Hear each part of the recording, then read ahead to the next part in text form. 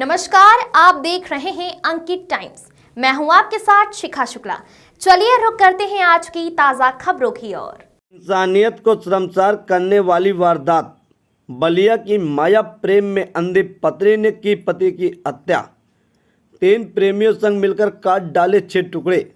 बलिया से आई ये रूह कपा देने वाली खबर हर इंसान को झकझोर कर रख देती है। प्रेम में अंधी माया देवी ने अपनी हवस और आज़ादी की चाहत में इंसानियत की सारी हदें पार कर दी। माया ने अपने 3 प्रेमियों के साथ मिलकर पति की बेरहमी से हत्या कर दी और उसके शव के 6 टुकड़े कर कुएं और नदी में फेंक दिए। इस खौफनाक साजिश का पर्दाफाश तब हुआ जब माया की बेटी ने पिता की गुमशुदगी की शिकायत की। पुलिस ने जब तहकीकात में जुटी तो परत दर परत ऐसा सच सामने आया जिससे पूरे इलाके को दहला दिया। कुएं से मिला पति का धड़ और अब तक सिर की तलाश जारी।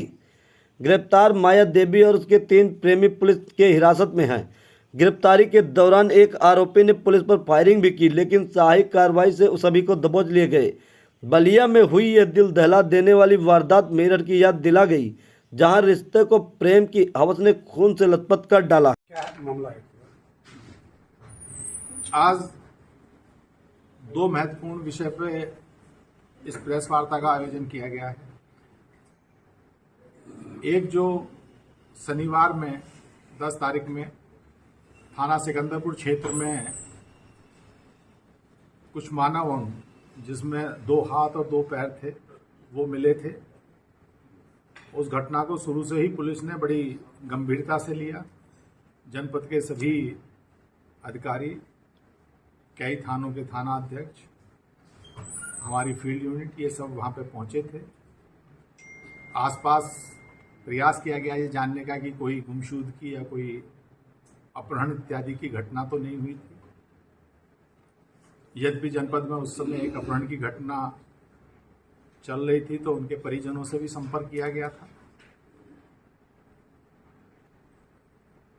उसी दिन 10 तारीख में रात में थाना कोतवाली क्षेत्र में एक महिला द्वारा अपने पति की गुमशुदगी की रिपोर्ट लिखाई गई थी करीब 8 बजे।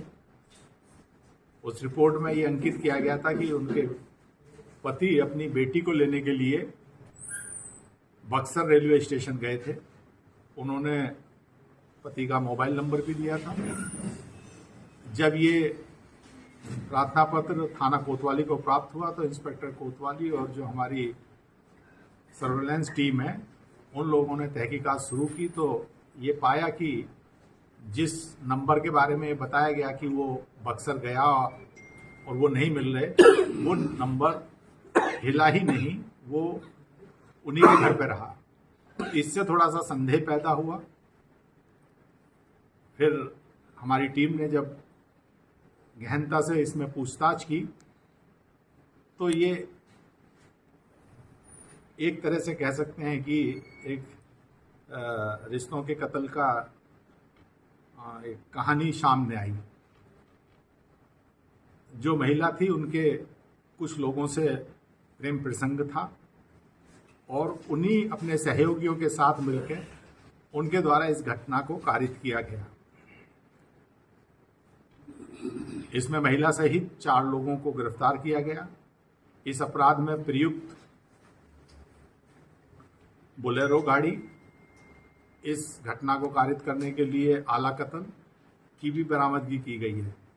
और ये अपराधी इतने दुस्साहसिक भी थे, जब कल रात में हमारी चेकिंग चल रही थी तो एक टिप ऑफ मिला कि इनमें से 2 अपराधी बिहार भागने की तलाश में थे अपना कोई सेफ स्थान पर जाने के लिए। जब इनकी घेराबंदी की गई तो इनके द्वारा पुलिस पे भी फायरिंग की गई। पुलिस द्वारा आत्मरक्षा में फायरिंग की गई तो एक अपराधी के उसमें घायल हुआ, गोली लगी।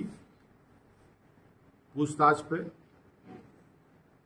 उसके द्वारा जो सिकंदरपुर में घटना हुई थी उसमें अपनी संलिप्तता भी स्वीकार करी। जो मुखबिर की सूचना थी वो बड़ी सटीक थी। तो आज इन सबको जेल भेजा जा रहा है। ये बहुत ही घृणित अपराध था, दुस्साहसिक भी था जिसमें एक व्यक्ति के 6 टुकड़े कर दिए गए, 2 पैर 2 हाथ, जिन्हें ट्रांसपोर्ट करने के लिहाज से इनके द्वारा ऐसा कृत्य किया गया था। अलग अलग स्थान पर डाले गए थे। पैर और हाथ तो ग्रामीणों की सूचना पर बरामद हुए थे। जब इस घटना का खुलासा हुआ तो अभियुक्त गणों की निशानदेही पे शरीर का अन्य हिस्सा प्राप्त हुआ है। इसका सिर घाघरा नदी में फेंका गया था। वहाँ गोताखोरों से तलाश कराई जा रही है, निरंतर 3 दिन से चल रही है, लेकिन सिर अभी नहीं मिला है। बाकी सारी चीज़ें इसमें जो भी वैधिक साक्ष्य हैं, क्योंकि इन सब की फॉरेंसिक टीम ने बड़ा मेहनत करके हर जगह का साइंटिफिक तरीके से एविडेंस कलेक्ट की गई है और जैसे जैसे चीज़ें बताई गई थी उसके अनुरूप सभी साक्ष्यों का संकलन करते हुए इन्हें जेल भेजा जा रहा है। सर, ये क्या करता था?